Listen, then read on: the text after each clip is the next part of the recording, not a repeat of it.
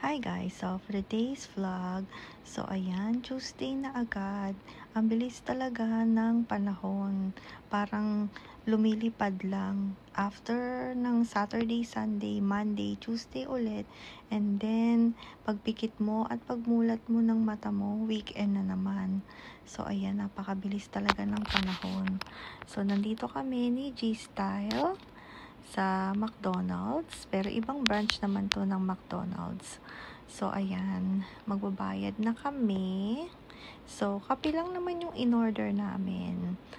And then nandito na naman tayo sa ating tambayan dahil nga na drop ko na si G-Style sa work niya. So dito na lang muna ako magmuni-muni at mag-chill-chill bago ako pumasok sa work. So, ayan. Tingnan nyo naman, napakaganda ng aking background. Ayan, blue-blue ang ating ocean at ang kalangitan. Napakaganda. Naalala ko tuloy na may mga time na tumatakbo ako dito pabalik-balik bago ako pumasok sa work. Ayan.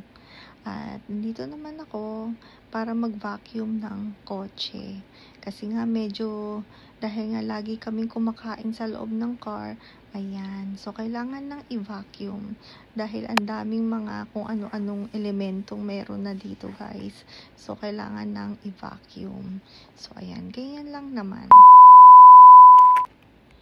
So, ayan. Natapos na naman ang aking 8 to 9 hours na work. So, uuwi na tayo guys. Ayan, may Uniqlo sa may bandang kaliwa. At habang nagluluto si G-Style, umakyat muna ako dito sa second floor sa may terrace namin para makita nyo naman kung ano yung itsura. So, ganyan. Tahimik yung kalsada at maliwanag, kaya hindi ka matatakot dumaan. So, ayan, natapos na ni G-Style yung niluto niyang paksiw. So, kakain na tayo, guys. Kain na tayo. So, paborito niyo rin ba yung paksiw? So, comment down below. At may natira pa kaming steak, so kakainin rin natin yan. At naalala ko, may tinola pa palang natira, so kakainin din natin yan. And then siguro later, pag hindi pa ako busog, kakainin ko rin yung paksiw. Ayan. So yung tinola, so syempre dahil weekday, so wala tayong rice. Ayan.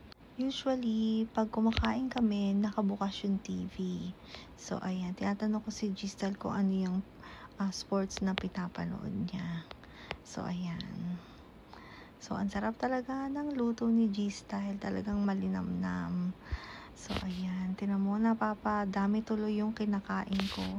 At parang naiisip ko na kumain ng kanin. Pero, syempre, hindi. Dahil nga weekday. At after kong kumain, matutulog na rin ako dahil medyo pagod na rin.